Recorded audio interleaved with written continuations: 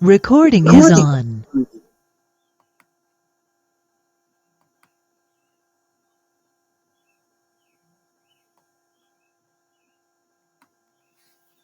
Escritura celeste cuántica.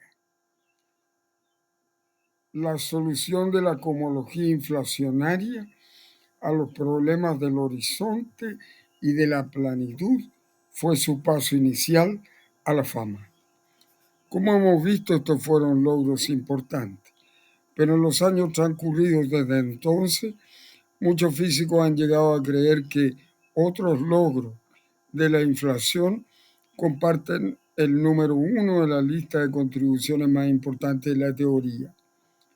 La idea alabada concierne a una cuestión que hasta este momento no he animado a considerar.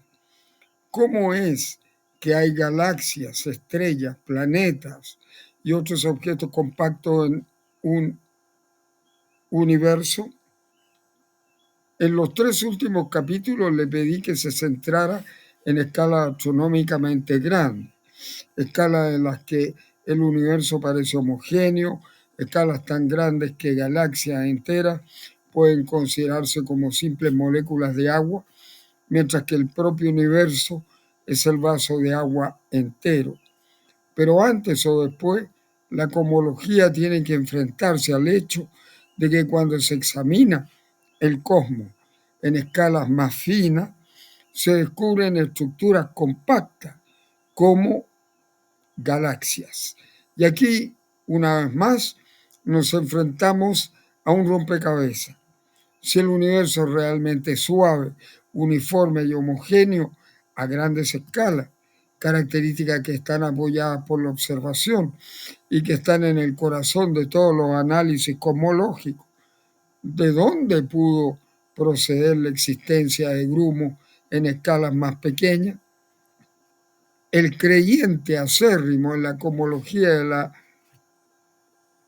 Big Bang estándar puede una vez más no darle importancia a esta cuestión apelando a condiciones altamente favorables y misteriosamente ajustadas en el universo primitivo. Casi en el mismo principio podría decir ese creyente, comillas, las cosas eran más o menos suaves y uniformes, pero no perfectamente uniformes. No puedo decir cómo se dieron esas condiciones. Sencillamente eran así. Con el tiempo, esta minúscula granulosidad creció, puesto que un grumo tiene mayor atracción gravitatoria al ser más denso que su entorno, y por eso captura más material vecino y se hace aún mayor. Finalmente, los grumos se hacen suficientemente grandes para formar estrellas y galaxias. Cierre comillas. Esta sería una historia convincente si no fuera por dos deficiencias. La total carencia de una explicación para la homogeneidad global inicial y para esta importante y minúscula no uniformidad. Aquí es donde la cosmología inflacionaria proporciona un avance satisfactorio. Ya hemos visto que la inflación ofrece una explicación para la uniformidad a gran escala. Y como aprenderemos ahora, el poder explicatorio de la teoría va aún más lejos. Según la cosmología inflacionaria, la no uniformidad inicial se dio como resultado final de la formación de estrellas y galaxias. Tuvo su origen en la mecánica cuántica. Esta magnífica idea sale de un contacto entre dos áreas de la física aparentemente dispares: la expansión inflacionaria del espacio y el principio de incertidumbre cuántico. El principio de incertidumbre nos dice que siempre hay compromiso en la precisión con que se puede determinar varias características físicas complementarias en el cosmos. El ejemplo más familiar implica la materia. Cuanto más precisamente se determina la posición de una partícula, con menos precisión puede determinarse su velocidad. Pero el principio de incertidumbre también se aplica a los campos, por un razonamiento esencialmente idéntico al que utilizamos en su aplicación a las partículas. El principio de incertidumbre implica que cuanto más precisamente se determina el valor de un campo de energía materia en una localización en el espacio, con menos precisión puede determinarse su ritmo de cambio en ese lugar. La posición de una partícula y la velocidad de cambio de su posición, su velocidad, desempeña en mecánica cuántica papeles idénticos al valor de un campo y la velocidad de cambio del valor del campo en una localización dada en el espacio. Me gusta resumir el principio de incertidumbre diciendo en términos generales que la mecánica cuántica hace las cosas agitadas y turbulentas. Si la velocidad de una partícula no puede determinarse con total precisión, tampoco podemos determinar dónde estará localizada la partícula siquiera una fracción de segundo más tarde, puesto que la velocidad ahora determina la posición luego. En cierto sentido, la partícula es libre de adoptar esta o esa velocidad, o más exactamente, asumir una mezcla de muchas velocidades diferentes y con ello agitarse frenéticamente, yendo al azar de un lado a otro. En el caso de los campos, la situación es similar. Si la velocidad de cambio de un campo no puede determinarse con total precisión, entonces no podemos determinar cuál será el valor del campo en ningún lugar, ni siquiera un momento después. En cierto sentido, el campo ondulará arriba y abajo a una u otro momento después. En cierto sentido, el campo ondulará arriba y abajo en forma variable o más exactamente asumirá una extraña mezcla de muchas velocidades de cambio diferentes y con ello su valor experimentará una agitación frenética, borrosa y aleatoria. En la vida cotidiana no somos conscientes directamente de esta agitación, ya sea en partícula o en campo, porque tiene lugar a escala subatómica. Pero aquí es donde la inflación tiene un gran impacto. La repentina ráfaga de expansión inflacionaria estiró al espacio en un factor tan enorme que lo que inicialmente habitaba lo microscópico fue llevado a lo macroscópico. Como ejemplo clave, los pioneros de la cosmología inflacionaria se dieron cuenta que diferencia aleatoria entre las agitaciones cuánticas en una localización espacial y otra habrían generado ligeras inhomogeneidades en el dominio microscópico. Debido a la agitación cuántica indiscriminada, la cantidad de energía en una localización habría sido algo diferente de lo que era en otra. Luego, gracias al posterior hinchamiento inflacionario del espacio, estas minúsculas variaciones habrían sido estiradas hasta escalas mucho mayores que el dominio cuántico, dando una pequeña cantidad de granulosidad, de forma muy parecida a cómo se estiran minúsculas líneas onduladas dibujadas en un globo con un rotulador a lo largo de su superficie cuando usted lo hincha, lo sopla. Este es, en opinión de los físicos, el origen de la granulosidad que el creyente acérrimo en el modelo del Big Bang estándar despacha simplemente diciendo que era así, entre comillas, sin dar ninguna justificación. Gracias al enorme estiramiento de las inevitables fluctuaciones cuánticas, la cosmología inflacionaria ofrece una explicación. La expansión inflacionaria estira las minúsculas e inhomogéneas agitaciones cuánticas y las extiende por el cielo.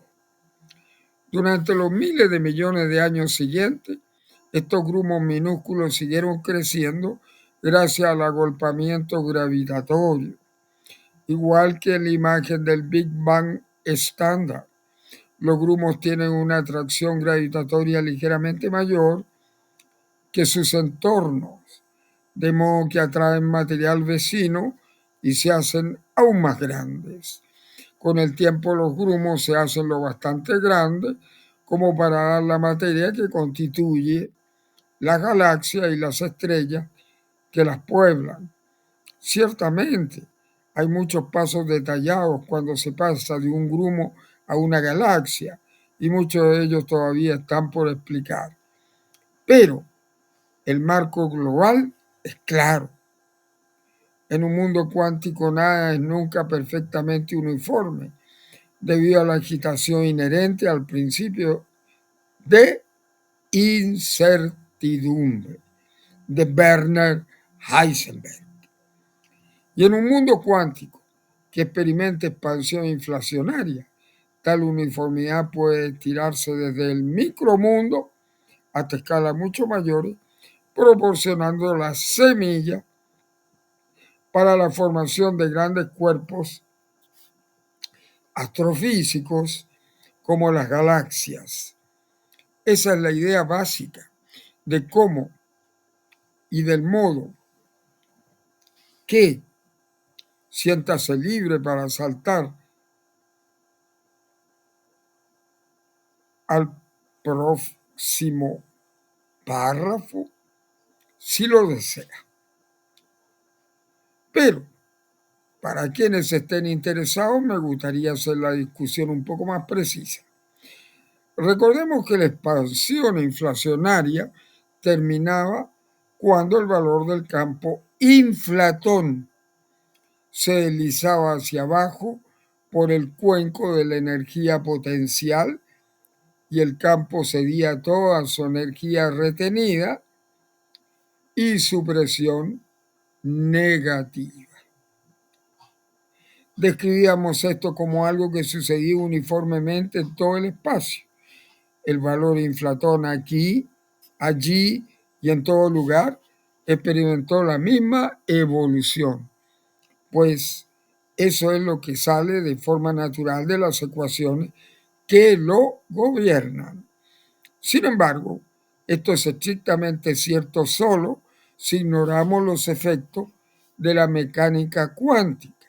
En promedio, el valor del campo inflatón se deslizó realmente hacia abajo por el cuenco de este enorme sombrero mexicano que representa la evolución de la energía potencial y la entropía en el vacío,